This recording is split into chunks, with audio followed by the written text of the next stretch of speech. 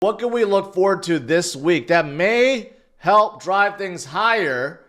Well, we do have a whole bunch of FOMC members talking. That normally does not help markets go higher. In fact, it helps it bring it down. We got a lot of these guys that are very, very, very hawkish all the time. And I don't know why they always speak. And when they do speak, they all seem to speak at the same time in the same week. Not sure what's going on. Okay. But there are a lot of talks about rates and whether we're going to cut those rates anytime soon. Is it going to happen this summer, or is it going to be pushed back until fall time? Right? Everyone is guessing. And these FOMC members are supposed to give us some kind of insight. I don't know, because it really doesn't matter. There's only one person we need to listen to, and that's Fed Chair Powell. And he still remains dovish. He hasn't turned hawkish yet, which is very, very good. But we will see. But you got guys like Robert Kiyosaki that thinks that the Fed and all its FOMC members have no clue of what they're doing, and that the bonds will be crashing soon because commercial real estate will crash. I mean, Robert Kiyosaki, to be fair, has called a lot of doomsday events. That hasn't really happened yet, but it makes sense because when you have irresponsible spending and printing, well, there are consequences to those things, right? So basically, to sum up, you want to buy real assets. Okay, like gold, silver, and Bitcoin. He's been talking a lot about Bitcoin recently.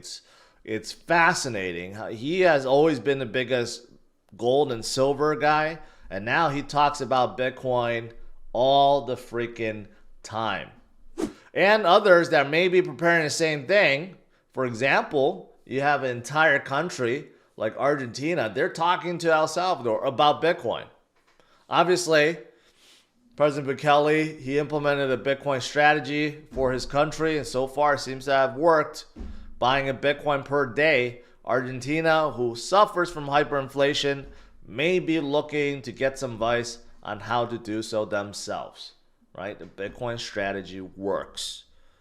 So fortunately, in the US, we're not going through hyperinflation yet. We are going through inflation. But, I don't know what you do as a country when you do go through hyperinflation and nothing that you do works. When you raise rates to like 50% or 75% and there's still hyperinflation, then what are you supposed to do? Well, maybe Bitcoin is the way, and more countries are starting to learn that. Obviously, implementing Bitcoin strategy has worked for MicroStrategy, and that's why so many on Wall Street now, all the institutions are FOMO in. If you look at the latest count for all the ETFs, we're talking about $70 billion. $70 billion being held across the world with all these ETFs and ETPs. But this is just the beginning. 70 billion is nothing compared to how much cash there is around the world. We're talking about over $100 trillion worth of assets and debt that could be coming into Bitcoin. Just a sliver of that, just a little bit of that. Imagine what that would do to Bitcoin's price. It would send it to the millions for sure, right? But think about just within a short amount of time, you had this much accumulation, and it has certainly done well for Bitcoin's price. But just imagine, what about another 3 months, or another 6 months, or another 12 months, or maybe another 4 years of this, of accumulating and buying from these institutions. It's going to be absolutely nutty the way things are going. And you know what? Michael Saylor, a lot of people wanted to know what he thought about Ethereum ETF. Because he said adamantly that it'll never, ever happen. And there's no appetite for Ethereum ETFs. Well, it did happen. It did get approved. So Michael Saylor, in his latest interview with Peter McCormack, changed his tune a little bit. And he thought that, yeah, that the Ethereum ETF is actually good for Bitcoin. To quote him, yeah, I think it's good for Bitcoin. In fact, I think it may be better for Bitcoin because I think we're politically much more powerful, supported by the entire crypto industry. That's interesting. As Saylor changes his tune now, he's been dishing on Ethereum for quite some time. He's going to change his tune now on Ethereum. Is MicroStrategy going to hold some Ethereum in its balance sheet? I don't know, but I made a point about this yesterday in my Sunday walk video. There's no need for Bitcoin maxis to attack Ethereum. They don't really compete at all. It's a totally different asset class in my opinion. But hey, Michael Saylor is changing his tune. That's great. Now, as for the unprecedented buying spree, well, you could see from this, which I put in the thumbnail, balance for whale addresses last active within 24 hours. I don't know if you guys notice a pattern there. Since the beginning of this year, January 2024, look at the explosion upwards. And it's going up so fast now, it doesn't even really register anymore. I mean, that's a crazy amount of buying. And you could argue, when I got in 2013, 2014, no whales. Okay. 2017, yeah, we had whales, but they pale in comparison to the whales of 2021. And now look at the whales in 2024.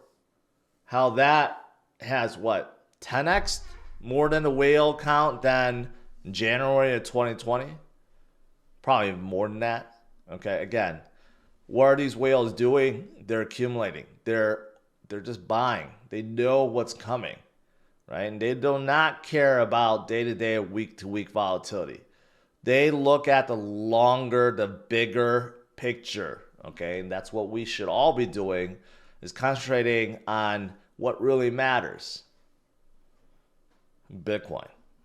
We got a lot of breakout charts that I've been referring to these for a while now. So here's one that's showing that we're in this channel, this ascending channel, and the next breakout target after we break out of 73,000 will probably be 76,000. I think it's going to be closer to 80,000 because we always pop and go exceed these expectations.